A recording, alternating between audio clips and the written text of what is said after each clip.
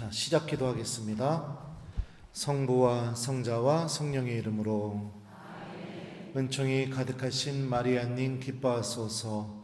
주님께서 함께 계시니 여인 중에 복되시며 태중의 아들 예수님 또한 복되시나이다.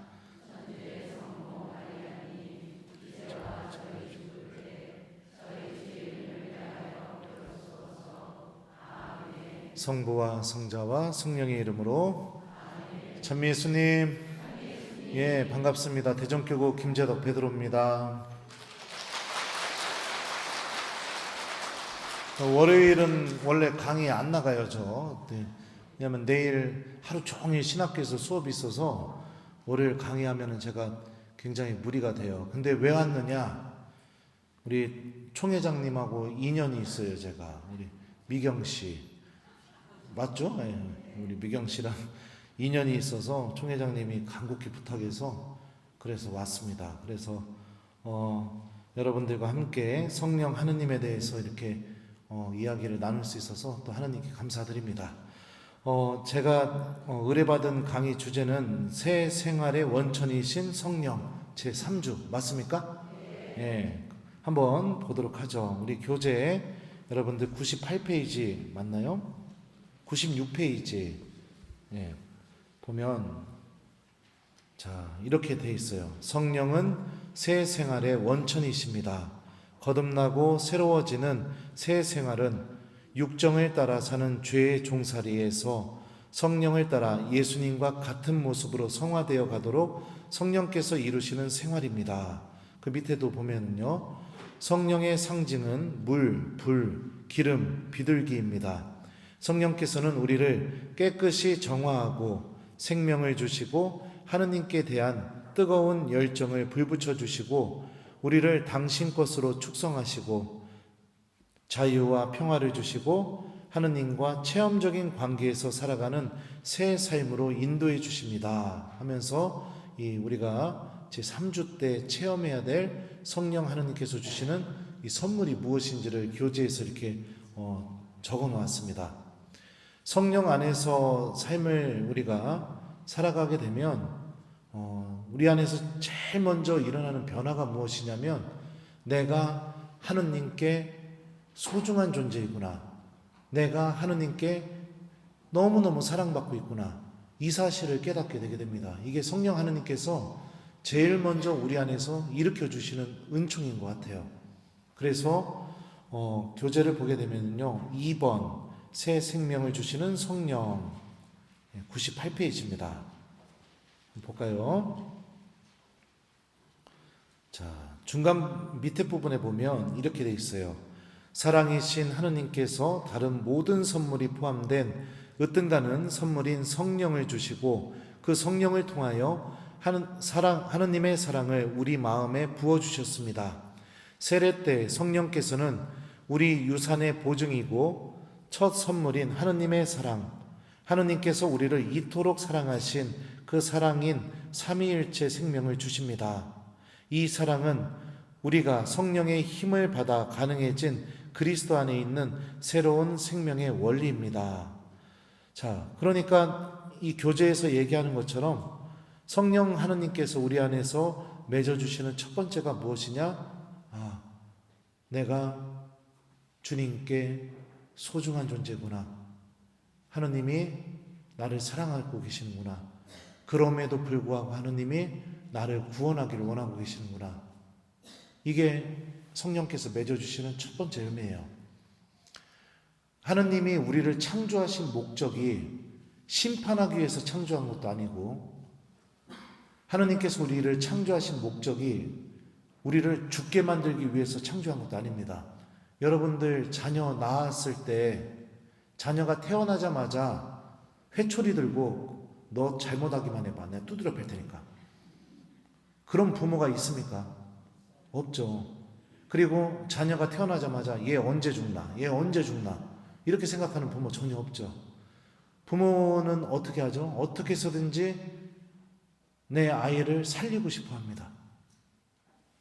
마음도 삶도 그 다음에 모든 면에서 내 아이가 생명을 누리면서 기쁘게 살기를 바라는 게 부모의 마음이죠. 그렇다면 하느님도 당연히 그렇죠. 부모가 자녀를 생각하는 것 이상으로 우리가 하느님 안에서 사랑으로 또 주님의 자비로 또 죄의 용서를 통해 또 하느님의 그 구원의 은총을 통해 내가 하느님의 사랑의 결정체고 주인공이라는 것을 성령께서는 이렇게 가르쳐 주셔요. 자, 2번 보면요. 또 교재에서 이렇게 말합니다. 예수님을 주님으로 고백하고 하느님의 자녀로 삼아주심. 이렇게 되어 있는데요. 거의 밑에 부분 중간을 보면은 이렇게 되어 있어요. 성경 말씀이 인용되어 있습니다. 성령에 힘입지 않고서는 아무도 예수님은 주님이시라고 고백할 수 없다. 코린토 1서 12장 3절의 말씀을 이 교재에서 얘기하고 있습니다. 성령께서 우리에게 오셔서 또 가르쳐 주시는 게 뭐냐면 예수님이 나의 주님이시라는 사실을 내가 깨닫게 해줍니다. 예수님이 주님이면 나는 어떤 사람이 될까요? 예수님을 섬기는 그리스도의 종이 되는 거죠. 주님이 된다는 건 뭐냐면 그 주님으로 섬기는 존재가 나를 움직이게 만드는 존재라는 것을 의미합니다. 우리는 세상살이를 통해서 주님 말고도 다른 것들을 주님으로 섬기면서 살아오는 경우들도 있어요. 어떤 사람은 돈이 주님이 되기도 하고요. 어떤 사람은 정치적인 이데올로기가 주님이 되기도 합니다. 또 어떤 사람은 자녀에 대한 욕심이 주님이 되기도 하고요. 어떤 사람은 이기심, 자기밖에 모르는 마음, 다양하게 주님으로 섬기게 만듭니다. 그래서 그게 나를 움직이게 만들어요. 돈 준다는 말이 자다가도 벌떡 일어나게 만들기도 하죠. 더러운 데에다 손도 담그게 만들고. 왜요? 주님이니까. 나를 움직이는 존재니까. 자녀에 대한 욕심이 나를 움직이게 만들죠. 시키지 않아도 다 알아보고 막. 자녀가 하기 싫다고 해도 이거 하라고 이렇게 하고 그런 것처럼요. 근데 성령께서 오셔서 우리에게 알려주시는 건 뭐냐면 내가 정말로 주님으로 섬겨야 될 분이 그런 것들이 아니라 바로 예수님이시라는 것을 깨닫게 해주셔요. 그리고 중요한 건 뭐냐면 내가 주님으로 섬기는 그 예수님은 무엇을 원하시느냐? 나의 죄를 용서하기를 원하신다는 것을 또 깨닫게 해주십니다. 나를 구원하기를 원하고 내 영혼을 씻어주기를 원하고 그래서 하느님 나라의 주인공이라는 것을 내 스스로 깊이 통찰하고 깨달을 수 있게 그 예수님이 그런 분이시라는 것을 인식하게 도와주셔요. 성령께서요. 자, 두 번째 거기 성경 구절 또 인용한 거 보죠. 로마서 8장 15절부터 16절입니다. 우리는 성령의 힘으로 아빠, 아버지 하고 외칩니다. 성령께서 몸소 우리가 하느님의 자녀임을 우리의 영에게 증언해 주십니다. 두 번째로 하시는 게 뭐냐? 하느님이 나의 아버지시구나. 이거를 깨닫게 해 주십니다. 그래서 그냥 형식적으로 아버지 하느님 이게 아니라 정말로 내 아버지를 부르듯이 하나님을 그렇게 대하게 되는 거죠. 예전에 제가 신학생 때 성소에 대한 아주 깊은 고민이 있었습니다. 그래서 신학교를 때려치고 싶었어요. 그만둬야겠다. 너무너무 힘들다. 근데 이제 부모님한테는 얘기를 못했죠. 그리고 신학교를 그만두려고 하는데 발목을 잡는 유일한 사람이 누구였느냐? 달순 씨였어요. 달순 씨가 누구냐? 우리 엄마예요. 우리 엄마 그냥 막 기절할까봐. 우리 달순 씨. 그래서 얘기를 못하고 소가리를 꿍꿍거리고 있었는데 몇 날 며칠 동안 그러고 있었어요. 근데 어느 날 아버지가 퇴근하고 집에 오시더니 제 방문을 똑똑 이렇게 하시는 거예요. 왜요 아버지? 그랬더니 갑자기 저한테 그러시는 거예요. 소주 한잔 할테요? 그러는 거예요. 예. 이러고선 아버지랑 둘이 나가서 소주를 한잔 했습니다. 그래갖고 이제 술을 서로 주거니 받거니 하는데 저희 아버지는 군인 출신이라 되게 무뚝뚝해요. 별 말씀도 안 하시고 계속 주거니 받거니 하다가 좀 지나니까 아버지가 갑자기 그 말씀을 하시는 거예요. 아빠는 괜찮어. 뭐가요? 그랬더니 사람들한테 손가락질 당하고 욕먹어도 괜찮다고. 그러니까 난 우리 아들이 정말 행복한 것을 선택했으면 좋겠어. 내가 보니까 지금 고민하고 있는 것 같은데 신학교 그만뒀다고 해서 교우들이 손가락질해도 아빠는 괜찮다고. 다 이겨낼 수 있다고. 아버지는 우리 아들이 정말 기쁘게 살았으면 좋겠어. 그렇게 얘기를 해주는 거예요. 그때 눈물이 핑 하고 돌더라고요. 다 보기만 해도 이미 알고 계셨구나. 그리고 마음이 너무 감사했던 게 뭐냐면 아버지는 괜찮다고, 욕먹어도 괜찮고 손가락질 당해도 괜찮다고, 난 우리 아들이 정말 행복했으면 좋겠다고. 그 말이 너무 감사했습니다. 제 아버지가 이렇다면 하느님은 더 얼마나 그러시겠어요. 성령 하느님께서는 하느님이 저 멀리만 계신 분이 아니라 나의 아버지처럼, 나의 아버지로서 나를 살피시고 내가 정말 당신과의 관계 안에서 기쁨으로 나아가고 신뢰할 수 있고 의지할 수 있고 그런 분이 하느님이라는 것을 깨닫게 해주세요. 아무리 창피한 일이 생겨도 부모님에게는 얘기할 수 있잖아요. 다른 사람들은 손가락질 하겠지만 부모님한테 이야기하면은 어때요? 부모님이 처음에 혼은 내겠죠. 근데 혼낸 다음에 부모님은 어떤 결정을 하십니까? 어떻게 하면 이 일을 해결해 줄까? 그거부터 고민하잖아요. 엄마 아빠가. 여러분들 다 엄마 아빠로 살아봤잖아요. 그래 안 그래요? 네.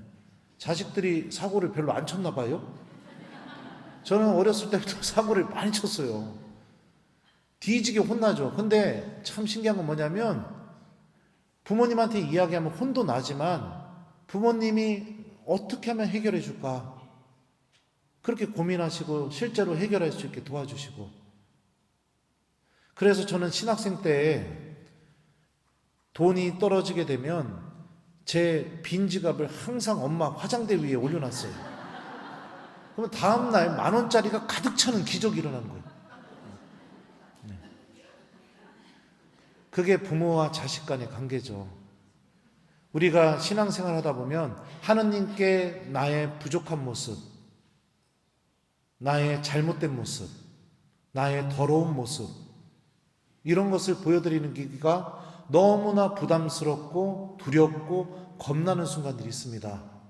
근데 성령께서는요, 하느님이 나의 아버지라고 인식하게 도와주셔서 그런 것들을 내가 두렵지만 그래도 나의 아버지에게 모든 것을 보여드릴 수 있는 용기를 만들어 주세요.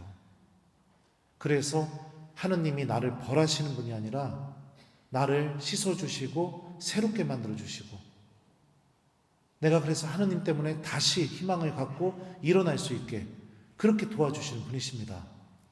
자, 또 보죠. 성령과 교회 이 부분은 여러분들이 읽어보시면 좋을 것 같아요. 그 다음에 4. 성령의 역할 교재 나옵니다. 101페이지예요. 자, 1번 우리 같이 한번 읽어볼까요? 가로 1 시작. 성령께서는 복음의 증인이 되심 이렇게 돼 있어요. 자, 밑에 보면은 성령께서 함께 하시면 성경 말씀, 전례 생활, 성사 생활이 더욱 생명력 있게 다가오며 그 의미를 더욱 깊이 이해하고 체험하게 되어 자신의 변화된 삶이 신앙의 본보기가 됩니다. 이렇게 되어 있습니다.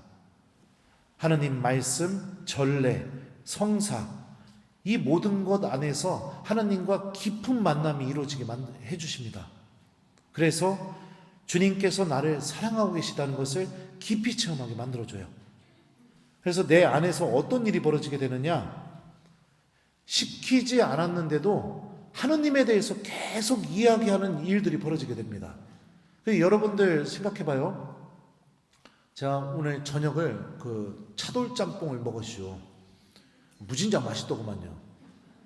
맛있는 음식을 먹게 되면 여러분들은 어떤 생각이 듭니까? 1번, 이 집은 너무 맛있으니 그 누구에게도 얘기하지 말고 죽을 때까지 나만 혼자 가서 몰래 먹어야겠다. 2번, 먹는 순간 내가 사랑하는 사람들 데리고 와서 먹여야겠다, 이런 생각이 들고, 실제로 사랑하는 사람들 만나게 되면 시키지 않아도 아우 그 집 무진장 맛있어, 한번 가자, 이렇게 해서 데리고 가서 그 음식을 먹게 만든다. 몇 번이에요? 왜 그래요? 왜 그런 선택을 해요? 네? 왜 그럴까요? 사람은 자기에게 너무나 기쁜 것을 체험하게 되면은요, 사랑하는 이들부터 그 기쁨에 같이 동참하게 만들고 싶은 마음이 생겨요. 내가 체험한 기쁨이 그 사람 안에서도 체험되기를 원한다고요. 너무 사랑하니까. 그래서 시키지 않아도 데리고 와서 먹이고, 시키지 않아도 내가 막 이야기해주고, 이런 일이 벌어지게 됩니다. 성령 하느님을 통해서 하느님 말씀, 전례, 성사, 이 안에서 하느님을 깊이 체험하게 되고 해서 내 안에서 신앙의 기쁨이 자라게 돼요. 그럼 어떤 일이 벌어지게 되느냐? 시키지 않아도 그냥 사랑하는 이들에게 먼저 가서 하느님에 대해서 이야기하게 됩니다. 신앙의 기쁨에 대해서 이야기하게 돼요. 이런 놀라운 일이 벌어지게 되죠. 이게 바로 선교입니다. 선교. 그러니까 선교가, 올바른 선교가 뭐냐? 어느 날 갑자기 냉담자 이름 써내고 봉헌식 하고 기도하고 그리고선 데리고 오세요. 이건 너무 기계적인 거고요. 내 안에서 하느님 체험에 대한 기쁨이 충만해져서 시키지도 않았는데 내가 친하게 지내는 냉담하는 친구부터 가서 얘기하는 거예요. 야, 이번에 본당 신부님 강론을 무진장 잘하셔. 너무 재밌어. 이렇게 얘기하게 되는 거예요. 그러면 궁금하니까 따라와요. 와서 들어보니까 너무 재밌어요. 그러면 그 사람도 또 데리고 와요. 이런 일이 벌어지는 거죠. 이런 하느님께서 주시는 영적인 기쁨, 이거를 하느님 말씀, 전례, 성사 안에서 체험시켜줘요. 제가 구독자 댓글 하나 읽어줄게요. 요즘 제가 구독자 댓글 읽는 재미가 참 쏠쏠합니다. 신부님, 오늘 정말 오랜만에 신부님 말씀 듣고 성체조배 다녀왔습니다. 너 어디 있느냐 하는 말씀이 가슴 깊이 뭉클하면서 떠올랐고, 저도 모르게 부끄러워 숨었습니다 라는 성경 말씀으로 주님께 저를 보여드리고 얘기하고 나니 눈물이 주룩주룩 흘렀어요. 사실 불 꺼진 성당에 밝혀진 붉은 감실등을 보고 신부님께서 가르쳐 주신 대로 예수님 저 왔어요 하자마자 눈물이 났는데요. 이야기해 주신 대로 오늘 복음을 읽는데 싫다고 했던 마다들이 마음을 바꾸어 일하러 갔다. 그 말씀이 정말 와닿았어요. 저는 오래 봉사하는 삶을 살다가 인간적인 상처로 봉사에 대해 마음을 끊고 사람들과도 연락 않고 지내면서 주일 미사만 드리고 지내던 중이었거든요. 신부님, 저 며칠 전에는 신부님이 몸소 보여주고 설명해 주시면서 알몸 고해성사를 보라고 얘기해 주시는 유튜브에 마음이 움직여서 그날 바로 토요일 청년미사 전에 판공성사로 솔직하게 부끄러운 제 이야기를 모두 하는 고해를 하게 됐어요. 생각하지도 않게 목이 메이고 눈물이 나더라고요. 그날이 마침 제 축일이었네요. 신부님을 통해 계속 불러주시는 주님께 찬미드리고 영광 올립니다. 나머지 내용은 저를 너무 칭찬해서 못 읽어요. 이게 지금 성령께서 이 교우 안에서 일으키는 일이에요. 하느님의 말씀을 듣고 그 말씀에 움직여서 성체 앞으로 걸어간 거예요. 성당에 들어가는 순간 성경 말씀이 생각난 거예요. 너 어디에 있느냐?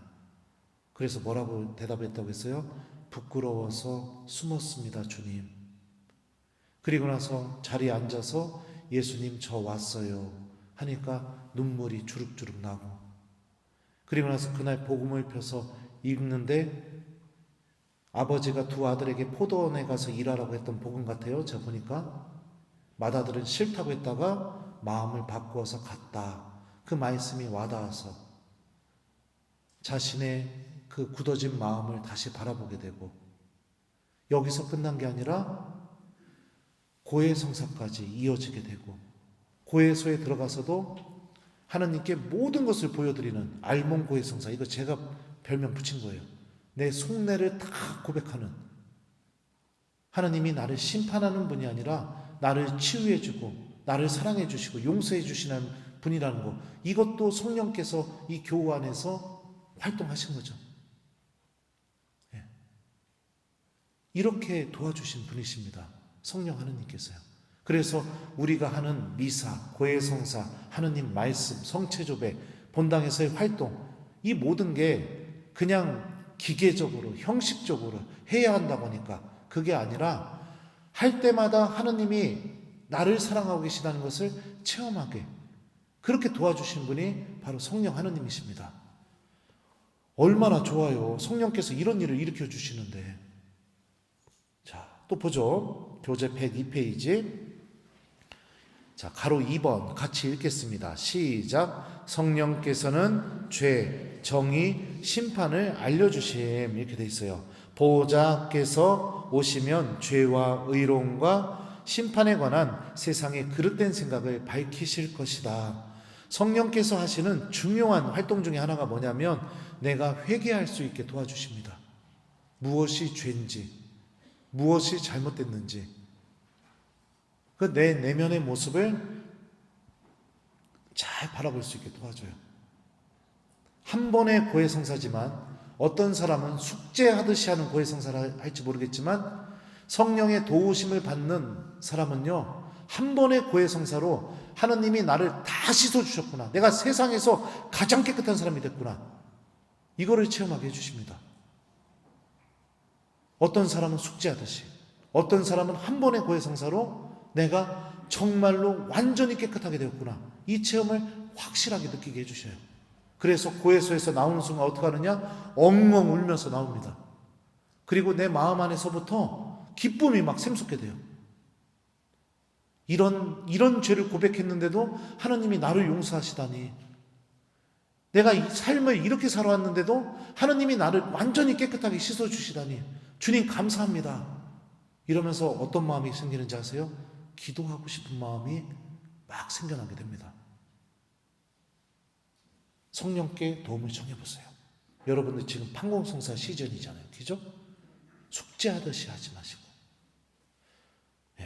자, 또 가로 3번 같이 한번 읽어볼까요? 시작. 성령께서는 기도 생활을 도와주심. 자, 우리는 기도를 잘하지 못합니다. 그래서 성령께서도 나약한 우리를 도와주십니다. 우리는 올바른 방식으로 기도할 줄 모르지만 성령께서 몸소 다할 수 없이 탄식하시며 우리를 대신하여 간구해 주십니다. 이 로마서의 말씀을 교재에서 이렇게 인용하고 있습니다. 성령 안에 사는 이의 두드러진 특징 중에 하나는 기도 생활의 변화입니다. 습관적인, 형식적인 기도 생활을 탈피하여 자주 감사와 찬미의 기도를 바치고 기도에 응답하는 하느님을 체험하고 새로운 언어로 기도할 수 있게 됩니다.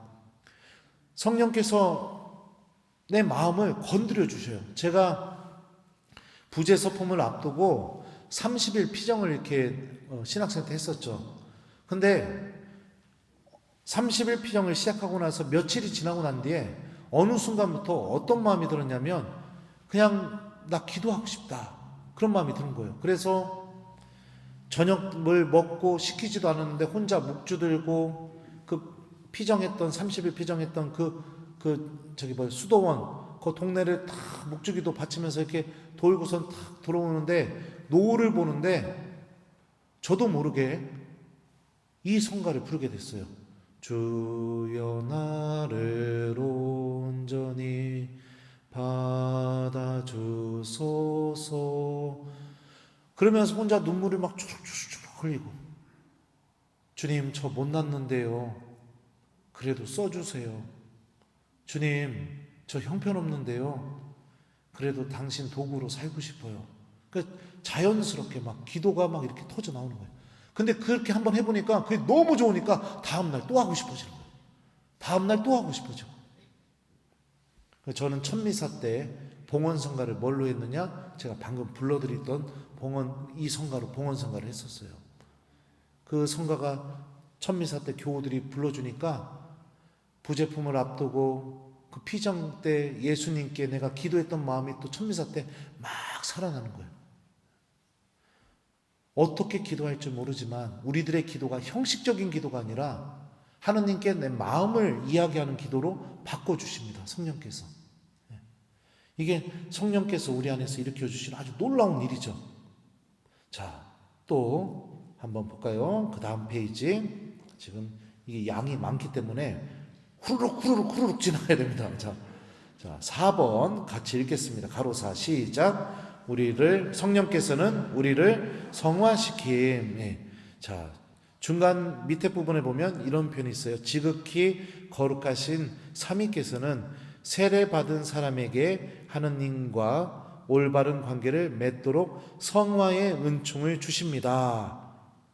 이렇게 써 있는데 이게 뭔 소리냐? 내가 거룩함을 유지할 수 있게 도와주신다는 겁니다. 거룩하다는 게 뭐냐면요, 구약 성경에서 이 거룩함을 표현했던 히브리 말이 카도시라고 합니다. 이 단어는 사전적인 의미가 이 구분된, 따로 떼어진 이런 의미를 갖고 있어요. 하느님 때문에 구분된 삶, 하느님 때문에 따로 떼어진 삶, 이 모습을 보일 때 성경은 거룩하다고 얘기합니다. 내가 하느님을 믿고 있으면서 세상 사람들과 똑같이 살아가는 게 아니라 하느님 때문에 구분된 모습을 갖게 되는 거, 이게 거룩함이거든요. 근데 성령 하느님께서는 이거를 내가 억지로 하게 만들어주시는 게 아니라 너무 하고 싶게 만들어주셔요. 제가 이 어느 순간부터 세상에 알려지기 시작해서 저는요, 제 자신이 얼마나 형편없는 사람인지 스스로 잘 알고 있어요. 제 동창들도 잘 알고 있어요. 근데도 교우들이 저를 너무 사랑해 주니까 이게 너무 부담이 되는 겁니다. 이 유튜브가 막 구독자가 막 늘어나면은 좋을 것 같죠? 네, 사실 좋아요. 네, 농담이에요. 좋기도 하지만 너무너무 힘들어요. 왜냐하면 어디 가든지 저를 알아보는 사람들이 다 있어요. 어디 가든지요. 그러니까 저는요, 어딜 가든 모든 면에서 아주 바르게 살아야 되는 거예요. 한 번은 그랬던 적이 있어요. 제 동생이 위암이 걸려서 위 절제하는 수술을 해야 됐는데 그 수술하는 날, 하필 그날 그 이틀 전에 우리 본당 위령회장님이 돌아가셔가지고 갑자기 돌아가셨어요. 그래서 동생 수술하는 날 장례 미사를 해야 되는 거예요. 근데 본당 신부잖아요, 제가. 근데 유가족에게 상황을 설명하고 손님 신부한테 미사를 맡기고 가고 싶죠. 제가 형이니까. 내 동생 위 잘라낸다는데 안 가고 싶은 형이 어디 있겠어요. 근데 그렇게 얘기할까 했는데 곰곰이 생각해 보니까 머리로는 이해될 것 같지만 마음 안에서는 되게 서운할 것 같은 생각이 들더라고요, 유가족들이. 그래서 어떻게 했느냐? 제가 재수 씨한테 전화해서 재수 씨, 나 일단은 장례 미사를 해야 된다고. 그러니까 미사 때 같이 기도할 테니까 재수 씨 기도하면서 기다리시라고. 그리고 나서 이제 미사를 마치고 재수 씨한테 전화를 해봤더니 아직도 수술 중이라는 거예요. 그래서 운전을 막 부랴부랴 해가지고선 이 강남 성모병원에 왔어요. 그래갖고 전화를 했는데 아직도 수술 중이래요. 그래가지고 재수 씨한테 전화해서 재수 씨, 나 지금 주차장에 차 댔으니까 로비에서 만나요. 그래서 저는 이제 엘리베이터 타고 로비로 올라갔어요. 재수 씨는 이제 그 수술하는데 대기실에서 엘리베이터 타고 내려왔을 거 아니에요. 아, 깜짝이야. 예. 내려왔을 거 아니에요. 그래서 이제 저는 이제 재수 씨를 이렇게 그 엘리베이터 내려오는 데만 보였으니까 제 눈에는 재수 씨가 들어왔는데 재수 씨는 이제 제가 어디 있는지 모르니까 두리번 이렇게 찾은 거예요. 그러다가 제가 재수 씨 이러니까 저를 쳐다보고 저하고 눈이 마주치자마자 어떻게 하는지 알아요? 그냥 바닥에 털썩 쪼그리고 앉아서 이러고선 막 우는 거예요, 막 재수 씨가. 그래갖고 내가 가가지고선 일으켜서 안아주면서 고생 많았다고, 여자 혼자서 얼마나 무서웠겠냐고, 이제 내가 왔으니까 괜찮다고, 고생 많았다니까 제품이 안겨갖고 재수 씨가 아니에요 아주버님 이러면서 막 우는데, 그래서 달래주고 있는데 지나가던 어떤 교우가 저를 쳐다보더니 김재덕 신부님 아니세요? 이러는 거예요.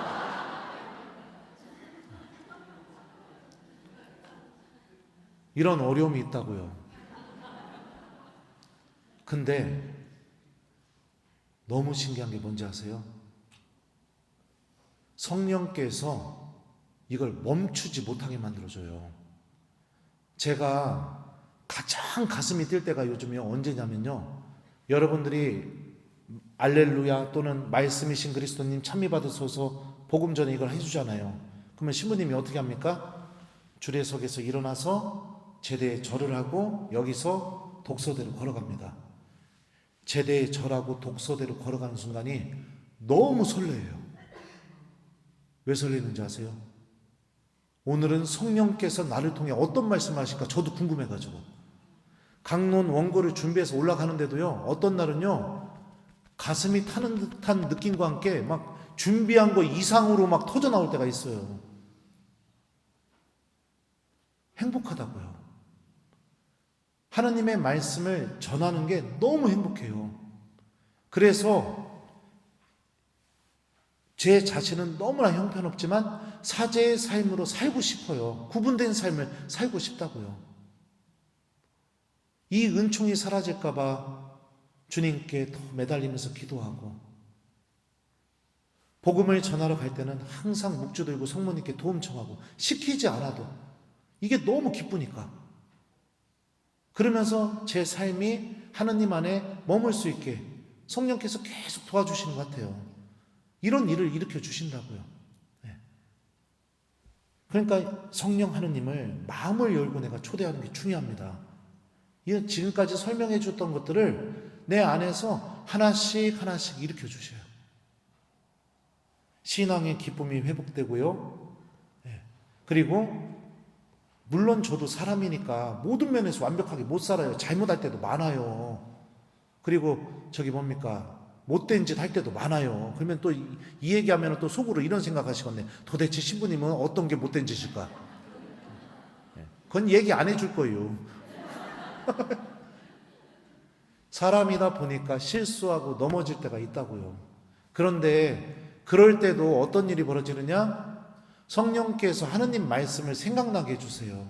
그래서 좌절하지 않게 만들어주고 다시 용기를 내서 저도 고해성사 보러 가게 해주시고 다시 용서받고 기쁘게 하느님의 말씀을 전할 수 있게 도와주신다고요. 그래서 우리가 끊임없이 이 하느님 안에 머무는 이 거룩한 삶을 유지할 수 있게 도와주신다고요. 이게 성령 하느님께서 하시는 아주 중요한 일입니다. 이것만 이해하시면 여러분들 나머지 내용은 그냥 읽어보셔도 돼요. 제일 중요한 게 이거거든요. 하느님과 나와의 관계를 근본적으로 새롭게 인식하게 해줘요. 그리고 내가 하느님 안에 머무는 게 너무나 기쁘게 그렇게 도와주십니다. 자, 그러면 또 보죠. 교재 큰일 났슈. 벌써 30분 지났슈. 한과 했는데 망했습니다. 자, 교재 104페이지 제2과 제목 같이 한번 읽어볼까요? 시작. 공동체의 유익을 위한 성령의 은사, 이렇게 되어 있어요. 자, 은사가 뭐냐? 성령께서 무상으로 주시는 선물입니다. 자, 보면은요, 기적이나 이상한 언어의 은사와 같이 때로는 예외적인 그 은사의 성격이 어떠하든, 카리스마는 여기서부터가 중요합니다. 카리스마는 성화 은총과 또 교회의 공동선을 목적으로 합니다. 이렇게 되어 있어요. 은사의 목적이 무엇이냐? 성화 은총을 얻는 것과 두 번째가 뭐냐면 교회의 공동체, 교회의 공동선, 교회의 유익을 위해서 성령께서 나에게 선물을 나눠주신다는 겁니다. 자, 105페이지 중간에 성령의 특은에는 여기 찾았어요? 자, 거기서부터 같이 한번 읽겠습니다. 시작. 성령의 특은에는 9가지 은사가 있는데 은사의 표현 방법을 기준으로 계시의 은사와 표적의 은사로 크게 분류됩니다. 계시는 하느님과 하느님의 계획을 영광과 직감을 통하여 인간에게 보여주심을 말합니다. 하느님의 계시를 수반하여 이루어지는 은사를 계시의 은사로 분류합니다. 표적의 은사는 하느님 사랑의 표지로 주어지는 기적처럼 성령을 통하여 하느님의 영광과 사랑이 드러나는 현상을 말합니다. 자, 아까 은사에는 두 가지 부류가 있는데요. 첫 번째는 계시의 은사, 두 번째는 표적의 은사. 계시의 은사는 뭐냐면 하느님께서 무엇인가를 계시하는 것을 은사를 통해서 드러내는 거예요. 그리고 표적의 은사는 하느님의 사랑이 주님이 나를 사랑하시는구나, 이런 표지들이 내가 알아볼 수 있게 주어지는 그런 열매를 맺어내는 은사라고 보시면 됩니다. 자, 그러면 보죠. 첫 번째, 지혜의 말씀 은사 되어 있습니다. 자, 같이 한번 읽어보겠습니다. 시작. 지혜의 말씀의 은사는 하느님의 영감을 받은 실천적인 말을 하게 하여 주어진 환경 속에 하느님의 뜻이 이루어지게 하는 은사를 말합니다. 이 은사를 사용한 예는 신구약을 통하여 쉽게 찾을 수 있습니다. 사람의 마음을 바꾸게 하는 솔로몬의 재판, 식량 배급에 대한 불평을 해결하는 결정, 유다인과 이방인들 간의 갈등을 해결한 예루살렘 사도회의 등의 사례가 있습니다. 이렇게 되어 있습니다. 이 지혜의 말씀의 은사는 뭐냐면 하나님의 뜻이 이루어지게 하는 말을 하는 그런 은사인 거예요. 사람의 마음을 바꾸고 설득하고 이런 일들이 나를 통해서 이루어지게 돼요. 그러니까 이거는 내 개인을 위한 일이 아니라 교회 공동체의 유익을 위한 일인 거죠. 성령께서는요, 항상 우리에게 선물을 주시는 이유가 뭐냐면 교회가 자라고 성장하게 하기 위해서 선물을 주십니다. 내 개인을 위해서 주시는 거 아니에요. 그게 아주 중요한 성령께서 활동하시는 모습이죠. 자, 또 2번 볼까요? 같이 한번 읽겠습니다. 시작. 지식의 말씀 은사. 자, 여기 보면 두 번째 문단 지식의 말씀 은사는 찾았어요? 자, 거기 한번 같이 읽겠습니다. 시작. 지식의 말씀 은사는 특별한 장소에서 하느님의 특별한 뜻에 의하여 하느님만이 아시는 지식이나 사실을 꿈, 환상, 영감 등을 통하여 초자연적으로 주시는 은사라고 할 수 있습니다. 자, 그러니까 이 지식의 말씀의 은사는 꿈, 환상, 영감 이런 것들을 통해서 하느님의 뜻을 전달하는 특징을 갖고 있습니다. 제가 신학생 때 그런 적이 있었어요. 저는 신학교 1학년 때부터 엄마랑 새벽에 같이 성체조배를 하러 다녔었어요. 저희 엄마가 신앙생활을 무진장 열심히 하시는 분이셨거든요. 식당을 하셨는데 새벽 5시에 성당 가서 7시 반까지 기도하시고 나오셔서 이제 식자재 주문하는 데 들려가지고 거기서 주문 다 넣고 그리고선 집에 오셔서 식당에서 이제 점심 장사 준비하시고 뭐 그렇게 하셨어요. 하루 일과를. 그리고 엄마가 가자고 해서 엄마랑 같이 이제 성체주배를 방학 때 이렇게 하고 그랬었습니다. 근데 하루는 엄마가 저한테 그러는 거예요.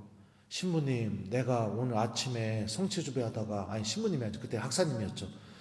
성체주배 하다가 내가 이거 꿈을 꾼 건지 뭘 본 건지 모르겠는데 하도 이상해서 이게 뭔지 모르겠다고. 그래갖고 제가 뭔데요 엄마 그랬더니 이러는 거예요. 하얀 옷을 입은 사람이 수많은 사람들 앞에서 막 얘기를 하고 있더래요. 그래가지고 엄마가 기분이 너무 좋아가지고 막 달려가갖고 그 사람 등만 보이길래 막 달려가가지고 그 사람 앞에 가서 고개를 이렇게 돌려서 봤더니 그 하얀 옷을 입은 사람이 얼굴이 저였대요. 그래갖고 제가 그랬죠. 개꿈입니다. 어머니 성체조배 때 그렇게 좋으시면 어떡합니까? 그랬어요. 근데 지금 와서 생각해보면 그게 10년 전 얘기예요. 거의 20년, 15년 전에. 그러니까 어머니가 뭐 그게 지금 이루어지고 있는 건지 모르겠지만 근데 지금 와서 생각해보면 이게 또 연관이 좀 있는 것 같다 이런 생각이 좀 이렇게 들기도 하죠. 이런 식으로 성령께서 이렇게 은사를 주셔요. 예. 그래서 그런가 저희 어머니는 제가 저에게 문제가 생기게 되면 엄마는 맨날 그 얘기해요. 나는 신부님 아파도 못 살고 신부님 여자 생기면 나는 입에 거품 부고 죽어버릴 거고 막 별의별 얘기를 다 하세요. 무조건 신부님 막. 예. 제가 사제로 잘 살 수 있게 그렇게 해주시죠. 한 번은 그런 적이 있으셨습니다. 저희 집에 오셔가지고 일주일에 한 번 오세요. 반찬 해주고 국 끓여놓고 일주일 동안 먹을 거 빨래하고 청소하고 가시거든요. 근데 어느 날 저 이제 집에 가시기 전에 저한테 신부님 이리 와서 앉아봐요. 왜요 어머니? 그랬더니 내가 좀 이제 좀 힘드니까 신부님 이제 주방에서 봉사할 자매 좀 구해보라고. 그래가지고 제가 와 이게 웬일인가 속으로 저는 무진장 젊고 이쁜 자매를 데려다가 사제관 주방 봉사로 넣고 싶은 소망이 있어요. 소망. 근데 그 속내는 얘기는 못 하겠고 그래서 제가 엄마를 살짝 떠봤죠. 아유 어머니 왜요? 그랬더니 이제 내가 힘에 붙여서 못 할 것 같다고. 그러니까 한두 달 뒤라도 좀 알아보라고. 그래갖고 아유 그래도 엄마가 해야죠. 그랬더니 아니라고 이러시는 거예요. 그래갖고 제가 가만히 있다가 예 그러면 어머니 제가 한번 구해보겠습니다. 그랬더니 엄마가 뭐라 하는지 아세요? 신부님 그러면 일단 나이는 70이 넘어야 되고 그러면서 이렇게 얘기하는 거예요. 네. 제 안에서 이루어질 하느님의 뜻을 지켜주고 싶은 그 엄마의 마음이 느껴져요. 근데 이 지식의 말씀의 은사는요, 여러분들 막 10년 기도하는 사람에게만 주어지는 거 아니에요. 저희 엄마 10년 기도할 줄 몰라요. 기도 안에서 하느님의 뜻이 환시나 꿈이나 상상이나 이런 걸로 보여지게 되고 그 뜻이 이 교회 안에서 이루어질 수 있도록 봉사하는 거죠.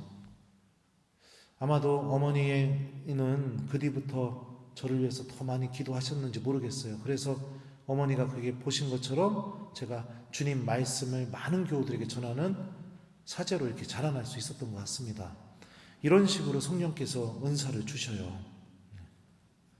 자, 또 3번 믿음의 은사 볼까요? 자, 믿음의 은사는 찾았슈?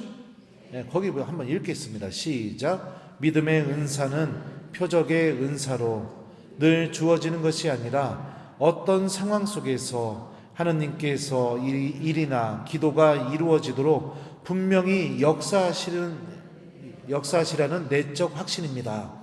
은사적 믿음이라고도 표현하는 이 믿음의 은사는 인간적인 수단이 고갈되고 전혀 희망이 없을 때 기대하는 믿음으로 효력을 발생합니다. 한 번은 독일에서 그랬던 적이 있었습니다. 제가 박사 할 때 그 배워야 될 언어가 뭐였냐면 독일어였어요. 그래서 독일에서 1년 가까이 지내면서 독일말을 배웠었는데 로마에서 공부하던 후배들이 방학 맞아가지고 제가 이제 독일에 있으니까 형 가도 돼요? 그리고 와. 그래가지고서 이제 동생 신부들 와서 이제 독일 그 미넨에서 지냈거든요. 미넨을 막 구경을 시켜줬었어요. 그러고 나서 저기 뭐예요? 이제 그 구경하다가 쇼핑몰에 들어가서 이제 A4 용지 사러 들어갔다가 전자제품도 막 구경하다가 갑자기 막 사람들이 막 비명을 지르면서 그 쇼핑몰 안으로 막 들어오는 겁니다. 혼비백산하고. 그리고 주인들이 막 다 샷다를 내린 거예요. 그게 뭐였느냐? 미넨 쇼핑몰 총기 난사 사건이었어요. 벌어졌던 겁니다. 그래가지고선 건물 옥상 맨 바로 전층까지 막 다 올라가서 그 문 중간중간 다 잠그고 그리고선 거기서 그렇게 벌벌 떨고 있었습니다. 죽을지도 모른다. 처음으로 막 이런 공포 속에 있었거든요. 근데 어느 순간에 다 신부들이었잖아요. 같이 묵주를 꺼내서 우리 기도하자. 그러면서 기도하면서 그 공포를 이겨내고 그리고 나서 아무 탈 없이 그 일이 이렇게 끝나게 됐었어요. 믿음의 은사는 이런 거예요. 절망적인 순간에 하나님을 기억하게 해줘요. 그리고 불가능하다고 여겨지는 순간에 주님께 기도하면서 하나님이 나를 지켜주시고 나와 함께 계시다는 희망이 막 자라나게 해주십니다. 이 은사는요, 특히 어떤 사람들에게 주어지게 되느냐? 순교자들에게 많이 주어져요. 절망적인 순간, 그런 순간에 믿음을 굳건하게 지키면서 신앙의 빛을 드러낸 거예요, 다른 이들에게. 그때 당시에 참 신기했던 게 뭐냐면 수많은 사람들이 그 같은 층에 있었는데 기도하는 사람들은 우리 신부들밖에 없었어요. 나머지는 다 스마트폰으로 그거 보고 앉아있고 울면서 막 가족들에게 전화하고 있고 그랬었죠.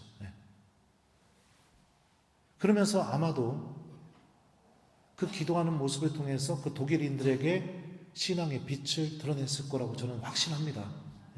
누군가는 그 모습을 보면서 회개하고 그러면서 나도 하느님을 찾아야겠구나 이렇게 만들고, 이런 게 믿음의 은사예요. 자, 또 보죠. 그러니까 여러분들이 절망적일 때 성령께서는 어떤 열매를 맺어주시냐? 굳건한 믿음이 확 솟아나게 해주신다는 거예요. 자, 그 다음에 4번 치유의 은사. 자, 치유의 은사는 찾았어요? 자, 같이 읽겠습니다. 시작. 치유의 은사는 표적의 은사로 하느님의 능력으로 질병을 낫게 하는 은사입니다. 이 질병이 육체적인 질병뿐만이 아니라 정신적이고 영적인 질병까지도 낫게 해주는 은사가 바로 이 치유의 은사예요. 제가 이 얘기하면 또 막 안수해달라고 할 것 같은데, 제가 대전교구 지속적인 성체조배 지도신부를 6년 넘게 하다가 이번 2월 달에 이제 주교님이 인사발령을 내셔서 이제 그만하게 됐습니다. 하루는 어떤 자매가 와가지고 저한테 안수를 받았어요. 안수를 받고 난 뒤에 다음 달인가 그 자매가 온 거예요. 근데 대전교구 자매가 아니었어요. 멀리서 운전하고 온 거예요. 그러더니 오더니 제 앞에서 이러는 거예요. 신부님! 이러는 거예요. 왜요? 자매님 반가워요. 그랬더니 저 좀 보세요. 그러는 거예요. 왜요? 그랬더니 갑자기 제 앞에서 다리를 막 이렇게 드는 거예요. 막 이렇게. 그래서 왜 저러나 그랬더니, 신부님 제가 사실은 척추표 하나가 고장이 나가지고 다리를 못 들었었대요. 근데 저한테 안수를 받고 나서 싹 났었다는 거예요. 그래서 제가 자매님 그 제가 한 게 아니라 하느님이 하신 겁니다 그랬죠. 그러더니 그 다음 달에도 와가지고 저한테 또 그러는 거예요. 신부님 아직도 안 아파요 막 이러는 거예요. 그러더니 저한테 그러는 거예요. 저희 본당에 허리 아픈 할머니들이 몇 명 있는데 좀 데리고 와도 될까요? 절대로 데리고 오지 마십시오. 제가 그랬어요. 제가 뛰어난 게 아니라 하느님께서는 필요한 순간마다 성령을 통해서 그런 은총의 열매들을 맺어주셔요. 근데 이런 은사가 나를 통해서 일어났다면 중요한 건 뭐냐면 내가 한 것이 아니라 하느님께서 하셨음을 기억하는 게 굉장히 중요합니다. 굉장히 중요해요. 한 번은 또 그런 적이 있었습니다. 우리 본당에 백혈병에 걸려가지고 치료받으러 전입 온 모녀가 있었습니다. 전입면한테 얘기를 들어보니까 너무 마음이 아픈 거예요. 그래가지고 제가 그 딸아이한테 그랬어요. 너 미사 나와. 너 이거 견뎌내려면 미사 나와. 그리고 신부님이 너 미사 때 보이기만 하면은 너를 위해서 미사 드리고 미사 끝나고 안수해 줄게. 그렇게 얘기를 했죠. 그랬더니 얘가 미사에 열심히 나오는 겁니다.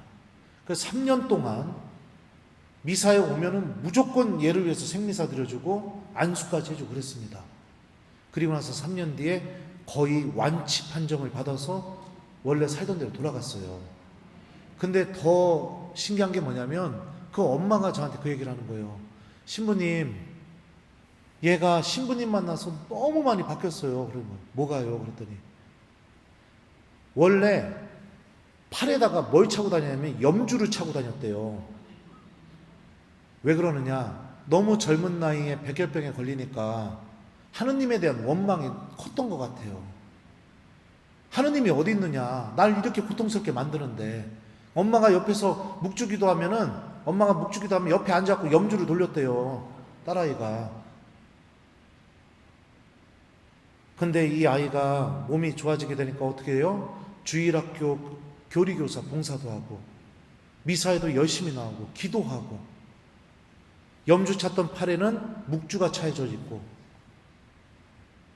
이건 신부님 기적이에요. 막 이렇게 얘기하더라고요. 그러니까 치유의 은사가 현상적인 육체적인 질병만이 아니라 내 영적인 문제, 마음의 문제까지도 치유하는 이런 힘을 발휘해요. 이게 제가 잘나서 그러냐? 아니에요. 저는 그냥 하느님께서 쓰고 계시는 빗자루 같은 사람일 뿐입니다. 그 빗자루를 잡고 있는 분은 하느님이죠. 그러니까 우리들을 통해서 주님께서 정말 필요하다고 느껴질 때는 이런 은사를 허락하시면서 이런 일들도 일으켜 주신다는 겁니다. 자, 또 보면은요. 자, 또 넘어가죠. 자, 113페이지. 자, 5번 기적의 은사 찾았어요? 네. 기적의 은사란 같이 읽겠습니다. 시작. 기적의 은사란 주어진 어떤 자연 상황에서 인간의 능력과 한계를 넘어 주어지는 표적의 은사입니다. 자, 두 번째 문단에 기적에는 여기 있죠? 이것도 같이 한번 읽겠습니다. 시작. 기적에는 중대한 병의 즉각적인 치유와 같은 물리적 기적과 믿음과 정신의 완전한 변화와 같은 윤리적 기적이 있습니다. 그러니까 이 기적의 은사가 갑자기 막 하늘에서 막 오색 찬란한 빛이 내려오게 만드는 거, 이런 눈으로 확인할 수 있는 이런 것도 기적의 은사지만 또 뭐 있어요? 믿음과 정신의 완전한 변화와 같은 내적인 기적, 사람의 생각이 바뀌고 삶이 완전히 바뀌게 되는 이런 변화도 일어나는 게 기적의 은사라는 거예요. 제가 또 구독자 댓글 한번 읽어줄게요. 자, 어디 갔어? 네. 잠깐만요. 네. 근데 큰일 났네요. 벌써 50분이나 지났네요. 야, 이거 시간이 뚝딱 지나가네. 네? 야, 이거 어떡한데. 네. 잠깐만요. 네.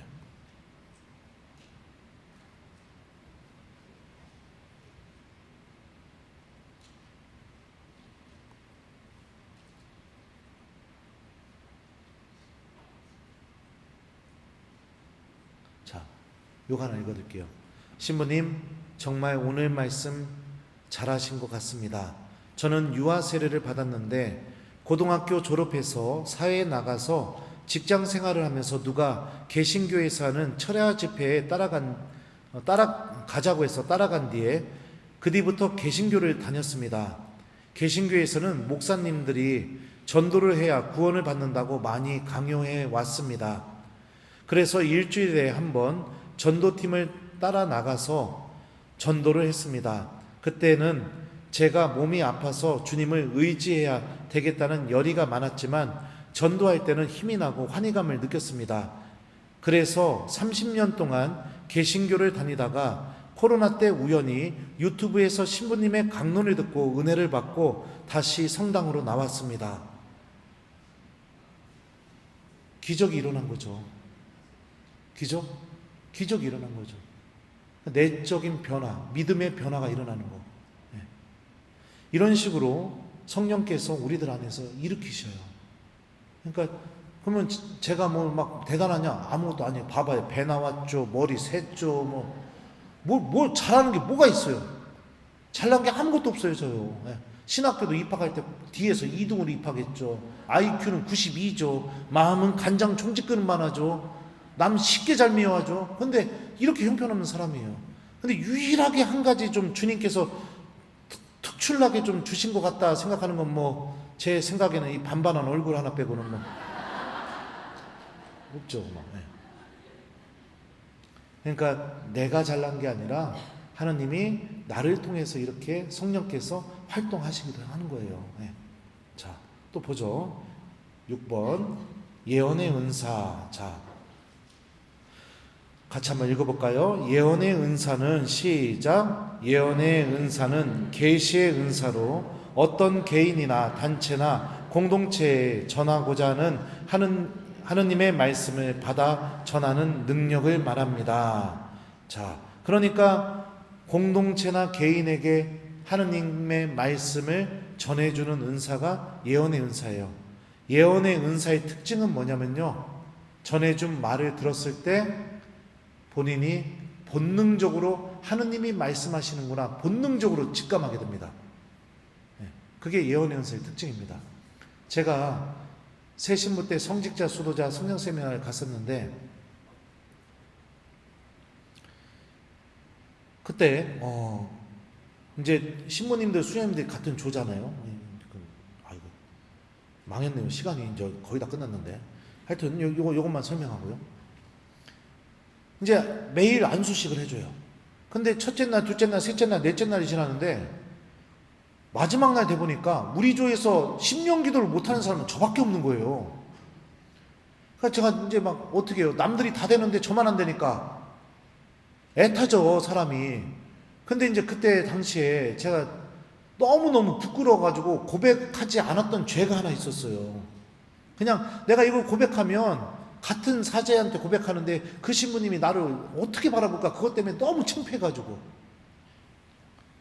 또 이 얘기를 들으면 그런 생각하시는 분들이 계실지도 몰라요. 그게 뭘까? 그게 뭘까?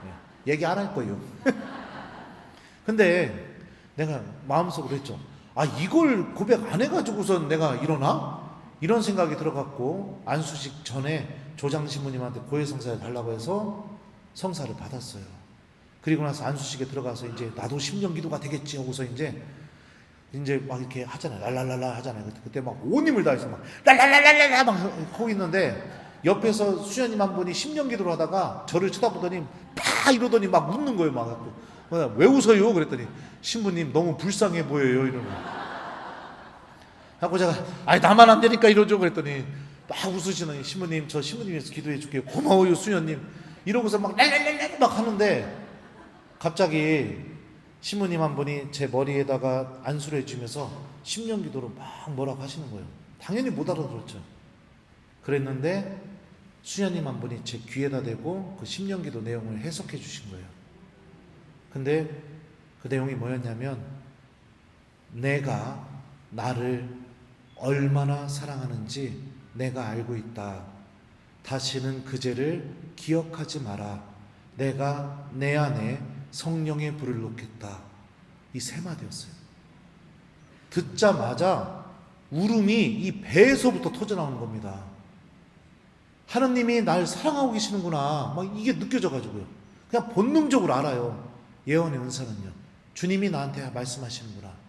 그냥 눈물이 터져나오는 거예요. 왜 이런 걸 주실까요? 교회가 성장하기 위해서. 사제 한 명이 희망을 갖고 하느님의 사랑을 체험해서 그 사랑을 교회 안에서 널리 전파하게 만들기 위해서. 은사는요, 교회 공동체의 유익을 위해서 주어지게 됩니다. 개인의 영광을 위해서 절대 주어지지 않습니다. 그거를 우리가 생각해야 돼요. 자, 또 보죠. 영식별의 은사. 자, 밑에 그 한번 읽어보겠습니다. 영식별의 은사는, 시작. 영식별의 은사는 계시의 은사로 은사의 원인과 근원이 성령, 악령, 사람의 힘인지 알게 하는 내적 계시로 직관적으로 그 영을 식별하게 합니다. 이 식별의 은사죠. 이게 하느님에게서 온 것인지 악에서 온 것인지 구분하게 만들어주는 은사. 본당 신부로 살다 보면 성령께서 이렇게 도와주실 때가 있어요. 너무 좋아 보이는 것처럼 보이는데 자꾸 마음이 불편해요. 하면 안 되는 것처럼 느낌이 올 때가 있어요. 근데 그럼에도 불구하고 하게 되면은 꼭 본당 교우들이 패가 갈려서 싸우거나 이런 일들이 벌어지게 되더라고요. 제가 식별하는 기준 중에 하나가 뭐냐면요, 평화입니다. 평화. 무엇인가를 결정하게 됐을 때 더 이상 그거에 대해서 걱정하지 않게 되는 일이 벌어져요. 그때는 내가 하느님의 뜻에 맞게 결정한 것 같다, 이런 확신이 들어요. 근데 뭐를 결정했는데도 자꾸 불안해요. 바꿀까? 이게 식별 기준인 것 같아요. 그러니까 이 식별의 은사도 성령께서 필요한 순간마다 우리들에게 나눠주셔요.